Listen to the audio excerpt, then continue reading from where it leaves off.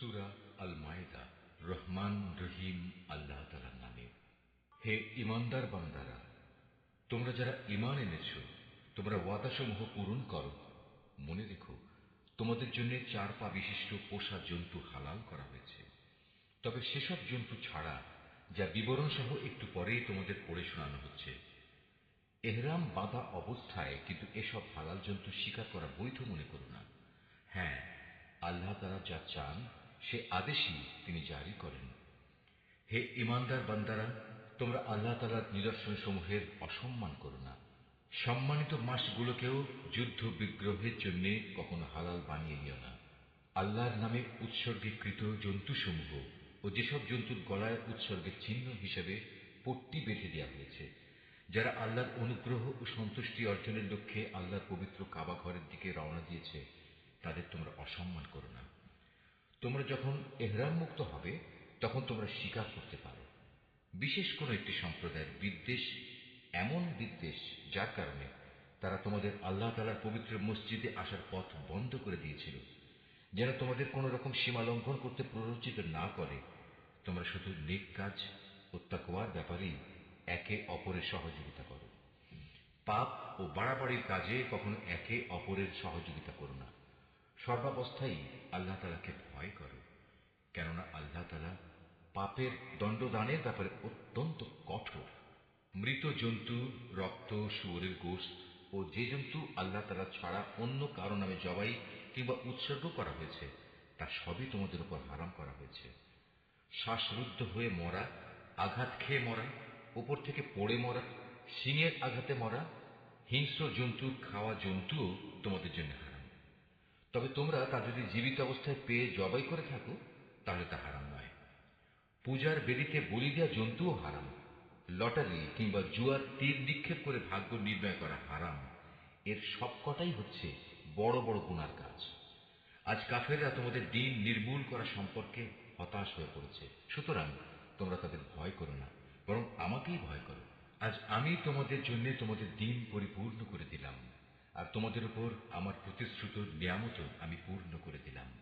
তোমাদের জন্য জীবনের ব্যবস্থা হিসেবে আমি ইসলামকেই মনোনীত করলাম। হারামের ব্যাপারে মনে রেখো, যদি কোনো ব্যক্তি ক্ষুধার তাড়নায় হারাম খেতে বাধ্য হয় কিন্তু ইচ্ছে করে সে কোনো পাপের দিকে ঝুঁকে পড়তে না চায়, তার ব্যাপারটা আলাদা। অবশ্যই আল্লাহ তাআলা ক্ষমাশীল ও পরম দয়ালু। তারা তোমার কাছ থেকে জানতে চাইবে কোন কোন জিনিস তাদের জন্য হালাল করা হয়েছে। তুমি তাদের বলো, সব ধরনের পাকসাক বস্তুই তোমাদের জন্য হালাল করা হয়েছে, এবং সেসব শিকারী জন্তু ও পাখির ধরে আনা জন্তু ও পাখিও তোমরা খাও, যাতে তোমরা শিকার করার নিয়ম শিক্ষা দিয়েছ, যেভাবে আল্লাহ তাআলা তোমাদের শিক্ষা দিয়েছিলেন। তবে এর উপর অবশ্যই আল্লাহ তাআলার নাম নেবে। তোমরা আল্লাহ তাআলাকে ভয় করো, আল্লাহ তাআলা দ্রুত হিসাব গ্রহণকারী। আজ তোমাদের জন্য যাবতীয় পাক জিনিস হালাল করা হলো।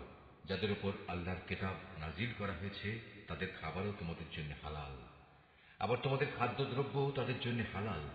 চরিত্রের সংরক্ষিত দুর্গে অবস্থানকারী মোমেন নারী ও তোমাদের আগে যাদের কিতাব দেওয়া হয়েছিল, যখন তোমরা তাদের মোহরানা আদায় করে দেবে, সেসব আহলে কিতাব সতী সাধ্বী নারীরাও তখন তোমাদের জন্য হালাল হয়ে যাবে। তোমরা থাকবে চরিত্রের রক্ষক হয়ে, কামনা চরিতার্থ করে কিংবা গোপন অভিসারী উপপত্নী বানিয়ে নয়। যে কেউই ঈমান অস্বীকার করবে তার জীবনের সব কর্মই নিষ্ফল হয়ে যাবে, এবং শেষ বিচারের দিনে সে হবে চরমভাবে ক্ষতিগ্রস্তদের একজন। হে ঈমানদার ব্যক্তিরা, তোমরা যখন নামাজের জন্য দাঁড়াবে, তোমরা তোমাদের পুরো মুখমণ্ডল ও কনুই পর্যন্ত তোমাদের হাত দুটো ধুয়ে নেবে। অতঃপর তোমাদের মাথা মাসেহ করবে এবং পা দুটো গোড়ালি পর্যন্ত ধুয়ে নেবে। কখনো যদি এমন বেশি নাপাক হয়ে যাও যাতে গোসল করা ফরজ হয়ে যায়, তাহলে গোসল করে ভালোভাবে পবিত্র হয়ে নেবে। যদি তোমরা অসুস্থ হয়ে পড়ো কিংবা তোমরা যদি সফরে থাকো, অথবা তোমাদের কেউ যদি মলমূত্র ত্যাগ করে আসে, অথবা যদি নারী সম্ভোগ করে থাকো, তাহলে পানি দিয়ে পবিত্রতা অর্জন করো। আর যদি পানি না পাও তাহলে পবিত্র মাটি দিয়ে তায়াম্মুম করে নাও। আর তায়াম্মুমের নিয়ম হচ্ছে, সেই পবিত্র মাটি দিয়ে তোমরা তোমাদের মুখমণ্ডল ও হাত মাসেহ করে নেবে। মূলত আল্লাহ তাআলা কখনো পরিষ্কার পরিচ্ছন্নতার ব্যাপারে তোমাদের কষ্ট দিতে চান না, বরং তিনি চান তোমাদের পাক সাফ করে দিতে, এবং এভাবেই তিনি তোমাদের উপর তার নিয়ামতসমূহ পূর্ণ করে দিতে চান, যাতে করে তোমরা তাঁর কৃতজ্ঞতা আদায় করতে পারো। তোমাদের উপর আল্লাহ তাআলার নিয়ামতসমূহ তোমরা স্মরণ করো এবং তোমাদের কাছ থেকে যে পাকা প্রতিশ্রুতি তিনি গ্রহণ করেছিলেন সে কথাও ভুলে যেও না। যখন তোমরা তার সাথে অঙ্গীকার করে বলেছিলে, হে আমাদের মালিক, আমরা তোমার কথা শুনলাম এবং তা মেনে নিলাম।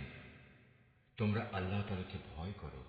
অবশ্যই আল্লাহ তাআলা তোমাদের অন্তরে যা কিছু আছে সে সম্পর্কে সম্যক অবগত আছেন। হে ঈমানদার লোকেরা, তোমরা আল্লাহর জন্য সত্য ও ন্যায়ের ওপর সাক্ষী হয়ে অবিচলভাবে দাঁড়িয়ে থেকো।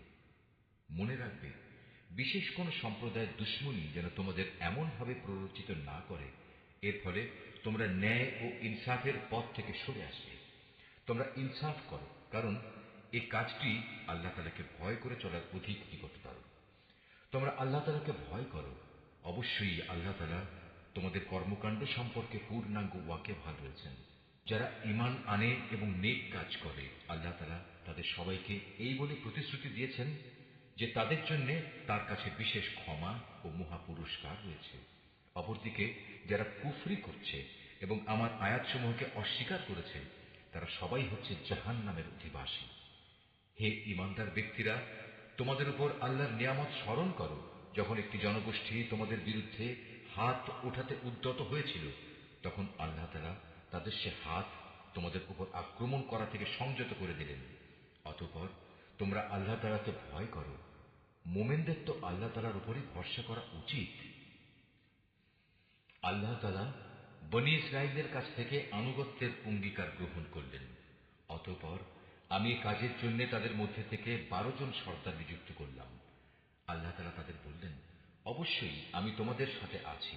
তোমরা যদি নামাজ প্রতিষ্ঠা করো, যাকাত আদায় করো, আমার রাসূলদের উপর ঈমান আনো এবং দ্বীনের কাজে যদি তোমরা তাদের সাহায্য সহযোগিতা করো, সর্বোপরি আল্লাহ তাআলাকে তোমরা যদি উত্তম ঋণ প্রদান করো, তাহলে অবশ্যই আমি তোমাদের গুনাহসমূহ মোচন করে দেব এবং তোমাদের আমি এমন এক জান্নাতে প্রবেশ করাবো যার তলদেশ দিয়ে ঝর্ণাধারা প্রবাহিত হয়। এরপর যদি কোনো ব্যক্তি আল্লাহকে অস্বীকার করে, তাহলে সে সরল পথ থেকে বিচ্যুত হয়ে পড়বে।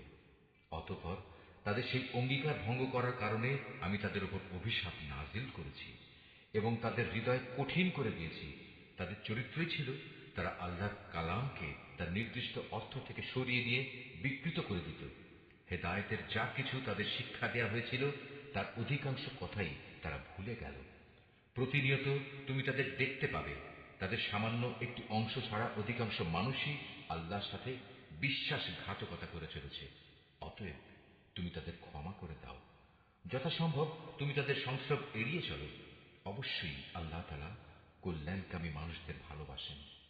আমি তো তাদের কাছ থেকেও আনুগত্যের অঙ্গীকার গ্রহণ করেছিলাম, যারা বলে আমরা খ্রিস্টান সম্প্রদায়ের লোক। অতঃপর এরাও সে অঙ্গীকার সম্পর্কিত অধিকাংশ কথা ভুলে গেল, যা তাদের স্মরণ করানো হয়েছিল। সুতরাং আমিও তাদের পরস্পরের মধ্যে কিয়ামত পর্যন্ত এক স্থায়ী শত্রুতা ও বিদ্বেষের বীজ বপন করে দিলাম। অচিরেই আল্লাহ তাআলা তাদের বলে দেবেন দুনিয়ার জীবনে তারা যা কিছু উদ্ভাবন করত। হে আহলে কিতাবরা, তোমাদের কাছে আমার পক্ষ থেকে রাসূল এসেছে। আগের কিতাবে যা কিছু তোমরা এতদিন গোপন করে রেখেছিলে তার বহু কিছুই সে তোমাদের বলে দিচ্ছে, আবার অনেক কিছু সে এড়িয়েও যাচ্ছে। তোমাদের কাছে এখন তো আল্লাহর পক্ষ থেকে আলোকবর্তিকা এবং সুস্পষ্ট কিতাব এসে হাজির হয়েছে। যে আল্লাহর সন্তুষ্টি লাভ করতে চায়, এই কিতাব দ্বারা আল্লাহ তাআলা তার শান্তি ও নিরাপত্তার পথ বাতলে দেন। অতঃপর তিনি তাঁর অনুমতিক্রমে তাদের জাহেলিয়াতের অন্ধকার থেকে ঈমানের আলোতে বের করে আনেন, আর এভাবেই তাদের তিনি সঠিক পথে পরিচালিত করেন। নিশ্চয়ই তারা কুফরি করেছে, যারা বলেছে মারিয়ামের পুত্র মসীহ আল্লাহ। হে মুহাম্মদ, তুমি তাদের বলো, আল্লাহ তাআলা যদি মারিয়াম পুত্র মসীহ, তার মা ও গোটা বিশ্ব চরাচরে যা কিছু আছে সবকিছু ধ্বংস করে দিতে চান, এমন কে আছে যে আল্লাহ তাআলার কাছ থেকে এদের রক্ষা করতে পারে? এই আকাশমালা, ভূমণ্ডল ও এর মধ্যবর্তী স্থানে যা কিছু আছে তার সার্বভৌমত্ব এককভাবে আল্লাহ তাআলার জন্যই নির্দিষ্ট। তিনি যা ইচ্ছা তাই সৃষ্টি করেন। আল্লাহ তাআলা সকল বিষয়ের উপর একক ক্ষমতাবান। ইহুদি ও খ্রিস্টানরা বলে আমরা আল্লাহর সন্তান এবং তার প্রিয় পাত্র, তাদের বলো, তাহলে তিনি কেন তোমাদের গুনাহের জন্য তোমাদের দণ্ড প্রদান করবেন? মূলত তোমরা সবাই হচ্ছ আল্লাহ সৃষ্টি করা কতিপয় মানুষ। আল্লাহ তাআলা তার বান্দাদের যাকে ইচ্ছা ক্ষমা করে দেন, আবার যাকে ইচ্ছা তাকে তিনি শাস্তি প্রদান করেন। আসমান সমূহ ও জমিনের মধ্যবর্তী সব কিছুর একক মালিকানা আল্লাহ তাআলার জন্যই নির্দিষ্ট। সব কিছুকে তার দিকেই ফিরে যেতে হবে। হে আহলে কিতাবরা, রসুলদের আগমন ধারার উপরই আমার পক্ষ থেকে তোমাদের কাছে একজন রসুল এসেছে। সে তোমাদের জন্য আমার কথাগুলো সুস্পষ্টভাবে বর্ণনা করছে, যাতে করে তোমরা বিচারের কাঠগড়ায় দাঁড়িয়ে একথা বলতে না পারো যে, কই আমাদের কাছে জান্নাতের সুসংবাদ বহনকারী ও জাহান্নামের সতর্ককারী হিসেবে কেউ তো আগমন করেনি। আজ সত্যি সত্যি তোমাদের কাছে সুসংবাদবাহী ও সতর্ককারী একজন রসুল এসে গেছে। বস্তুত আল্লাহ তাআলা সর্ববিষয়ে শক্তিমান।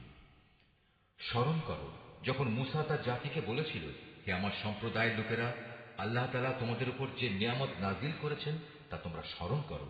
যখন তিনি তোমাদের মাঝে বহু নবী পয়দা করেছেন, তিনি তোমাদের এ জমিনের শাসনকর্তা বানিয়েছেন, এছাড়াও তিনি তোমাদের এমন সব নিয়ামত দান করেছেন যা এ বিশ্ব জগতে এর আগে তিনি আর কাউকে দান করেননি। হে আমার জাতি, আল্লাহ তাআলা তোমাদের জন্য যে পবিত্র ভূখণ্ড লিখে রেখেছেন, তোমরা তাতে প্রবেশ করো এবং এ অগ্রাভিযানে কখনো পশ্চাৎ অপসরণ করো না। তারপরেও তোমরা যদি ফিরে আসো তাহলে ভীষণ ক্ষতিগ্রস্ত হবে। তারা বলল, হে মূসা, আমরা কিভাবে সেই জনপদে প্রবেশ করব? সেখানে তো এক দুর্দণ্ড প্রতাপশালী সম্প্রদায় রয়েছে। তারা সেখান থেকে বেরিয়ে না এলে আমরা কিছুতেই সেখানে প্রবেশ করব না। তারা সেখান থেকে বেরিয়ে এলে আমরা অবশ্যই প্রবেশ করব। যারা আল্লাহ তাআলাকে ভয় করছিল তাদের এমন দুজন লোক, যাদের উপর আল্লাহ তাআলা অনুগ্রহ করেছিলেন, এগিয়ে এসে বলল, তোমরা সদর দরজা দিয়েই তাদের জনপদে প্রবেশ করো, আর একবার সেখানে প্রবেশ করলেই তোমরা বিজয়ী হবে। তোমরা যদি সত্যিকার অর্থে মুমিন হও তাহলে আল্লাহর উপরই ভরসা করো। তারা আরো বলল, হে মূসা, সেই শক্তিশালী লোকেরা যতক্ষণ পর্যন্ত সেখানে থাকবে ততক্ষণ আমরা কোনো অবস্থায় সেখানে প্রবেশ করব না। তুমি বরং যাও, তুমিও তোমার মালিক উভয় মিলে যুদ্ধ করো, আমরা এখানে বসে রইলাম। তাদের কথা শুনে মূসা বলল, হে আমার মালিক, তুমি তো জানো আমার নিজের এবং আমার ভাই ছাড়া আর কারো উপর আমার আধিপত্য চলে না। অতএব আমাদের মাঝে ও এই নাফরমান লোকদের মাঝে তুমি মীমাংসা করে দাও। আল্লাহ তাআলা বললেন, হ্যাঁ, তাই হবে। আগামী 40 বছর পর্যন্ত সে জনপদ তাদের জন্য নিষিদ্ধ করে দেয়া হল। এ সময়ে তারা উদ্ভ্রান্ত হয়ে পৃথিবীতে এদিক সেদিক ঘুরে বেড়াবে। সুতরাং তুমি এই নাফরমান লোকদের উপর কখনো দুঃখ করো না। হে মুহাম্মদ, তুমি এদের কাছে আদমের 2 পুত্রের গল্পটি যথাযথভাবে শুনিয়ে দাও। গল্পটি ছিল, যখন তারা দুজনই আল্লাহর নামে কোরবানি পেশ করল, তখন তাদের মধ্যে একজনের কাছ থেকে কোরবানি কবুল করা হলো, আরেকজনের কাছ থেকে তা কবুল করা হলো না। যার কোরবানি কবুল করা হয়নি সে বলল, আমি অবশ্যই তোমাকে হত্যা করব। যার কোরবানি কবুল করা হলো সে বলল, আল্লাহ তাআলা তো শুধু পরহেজগার লোকদের কাছ থেকে কোরবানি কবুল করেন। হিংসার বশবর্তী হয়ে তুমি যদি আজ আমাকে হত্যা করার জন্য আমার দিকে তোমার হাত বাড়াও, তাহলে আমি কিন্তু তোমাকে হত্যা করার জন্য তোমার প্রতি আমার হাত বাড়িয়ে দেব না। কেননা আমি সৃষ্টিকুলের মালিককে ভয় করি। আমি বরং চাইব তুমি আমার গুনাহ ও তোমার গুনাহের বোঝা একাই তোমার মাথার উপর উঠে নাও এবং এভাবেই তুমি জাহান্নামের অধিবাসী হয়ে পড়ো। মূলত এ হচ্ছে জালেমদের যথার্থ কর্মফল। শেষ পর্যন্ত তার কুপ্রবৃত্তি তাকে নিজ ভাইয়ের হত্যার কাজে উস্কানি দিল। অতঃপর সে তাকে খুন করেই ফেলল এবং এ কাজের ফলে সে ক্ষতিগ্রস্তদের অন্তর্ভুক্ত হয়ে গেল। অতঃপর আল্লাহ তাআলা সেখানে একটি কাক পাঠালেন। কাকটি হত্যাকারীর সামনে এসে মাটি খুঁড়তে লাগল। উদ্দেশ্য তাকে দেখানো কিভাবে সে তার ভাইয়ের লাশ লুকিয়ে রাখবে। এটা দেখে সে নিজে নিজে বলতে লাগলো, হায়, আমি তো এই কাকটির চাইতেও অক্ষম হয়ে পড়েছি। আমি তো আমার ভাইয়ের লাশটাও গোপন করতে পারলাম না। অতঃপর সে সত্যি সত্যি নিজের কৃতকর্মের জন্য অনুতপ্ত হল। পরবর্তীকালে এ ঘটনার কারণে আমি বনী ইসরাইলদের জন্য এই বিধান জারি করলাম যে কোনো মানুষকে হত্যা করার কিংবা পৃথিবীতে ধ্বংসাত্মক কাজ করার শাস্তি বিধান ছাড়া অন্য কোনো কারণে কেউ যদি কাউকে হত্যা করে, সে যেন গোটা মানব জাতিকে হত্যা করল। আবার এমনিভাবে যদি কেউ একজনের প্রাণ রক্ষা করে তবে সে যেন গোটা মানব জাতিকেই বাঁচিয়ে দিল। এদের কাছে আমার রসুলরা সুস্পষ্ট নিদর্শন নিয়ে এসেছিল, তারপরেও এদের অধিকাংশ লোক এ জমিনের বুকে সীমা লঙ্ঘনকারী হিসেবেই থেকে গেল।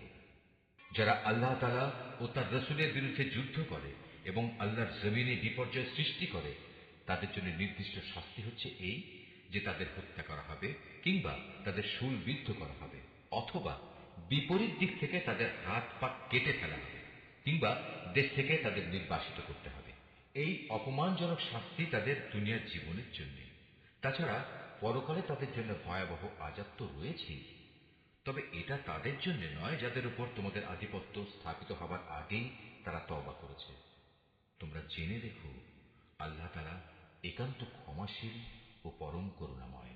হে মানুষ, তোমরা যারা ঈমান এনেছ, আল্লাহ তাআলাকে ভয় করো এবং তার দিকে ধাবিত হওয়ার জন্য উপায় খুঁজতে থাকো। তার বিশেষ একটা উপায় হচ্ছে তোমরা আল্লাহর পথে জিহাদ করো। সম্ভবত তোমরা সফলকাম হতে পারবে। আর যারা ঈমান আনতে অস্বীকার করেছে, কিয়ামতের দিন পৃথিবীর সমুদয় ধন দৌলতও যদি তাদের করায়ত্ত থাকে, তার সাথে আরো যদি সমপরিমাণ সম্পদ তাদের কাছে থাকে, এ সম্পদ মুক্তিপণ হিসেবে দিয়েও যদি সে কিয়ামতের দিন জাহান্নামের আযাব থেকে মুক্তি পেতে চায়, তাও সম্ভব হবে না। তার কাছ থেকে এর কিছুই সেদিন গ্রহণ করা হবে না।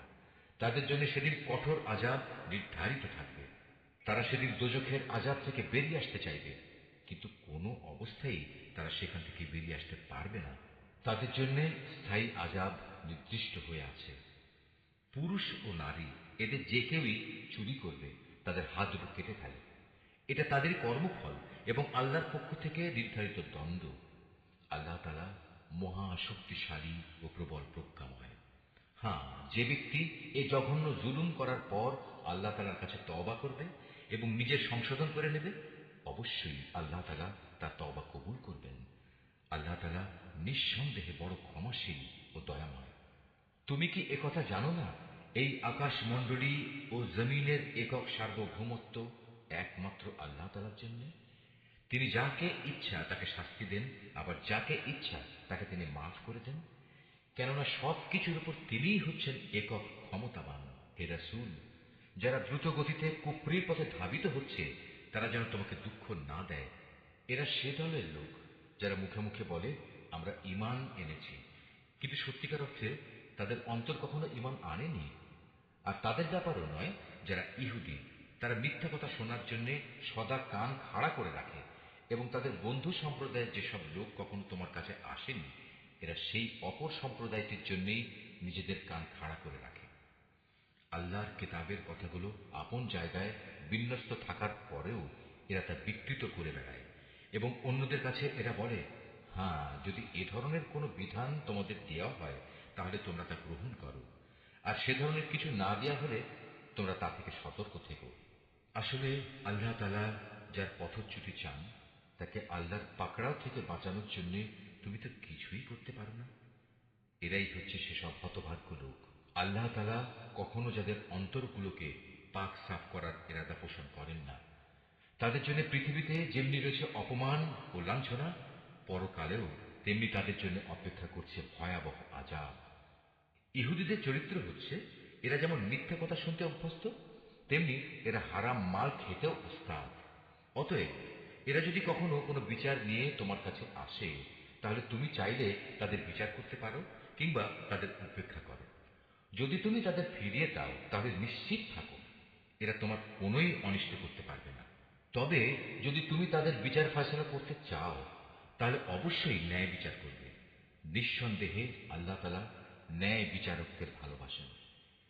এসব লোক কিভাবে তোমার কাছে বিচারের ভার নিয়ে হাজির হবে, যখন তাদের নিজেদের কাছেই আল্লাহর পাঠানো তাওরাত মজুদ রয়েছে? তাতেও তো বিচার আচার সংক্রান্ত আল্লাহর বিধান আছে। তুমি যা কিছুই করো না কেন, একটু পরেই তারা তোমার কাছ থেকে মুখ ফিরিয়ে নেবে। এরা আসলে ঈমানদারই নয়। নিঃসন্দেহে আমি মুসার কাছে তাওরাত নাযিল করেছি, তাতে তাদের জন্য পথ নির্দেশ ও আলোকবর্তিকা বর্তমান ছিল। আমার নবীরা যারা আমার বিধানেরই অনুবর্তন করত, ইহুদি জাতিকে এ হেদায়েত মোতাবেকই আইন কানুন প্রদান করত। নবীদের পর তাদের জ্ঞান সাধক ও ধর্মীয় পণ্ডিতরাও এ অনুযায়ী বিচার ফয়সালা করত। কেননা নবীর পর আল্লাহর কিতাব সংরক্ষণ করার দায়িত্ব এদেরই দেয়া হয়েছিল। তারা নিজেরাও ছিল এর প্রত্যক্ষ সাক্ষী। সুতরাং তোমরা মানুষদের ভয় না করে একান্তভাবে আমাকেই ভয় করো, আর আমার আয়াতসমূহ সামান্য মূল্যে বিক্রি করে দিও না।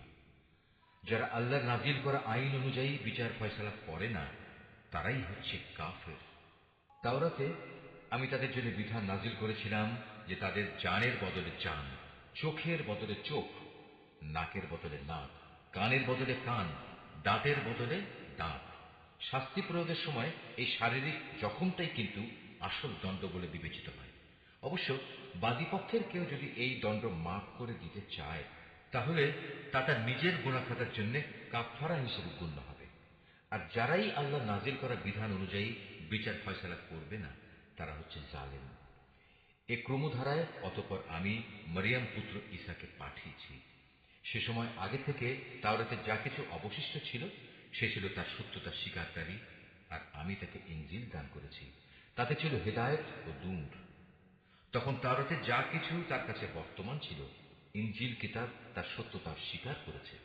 তদুপরি তাতে আল্লাহ ভীরু লোকদের জন্য পথ নির্দেশ ও উপদেশ মজুদ ছিল।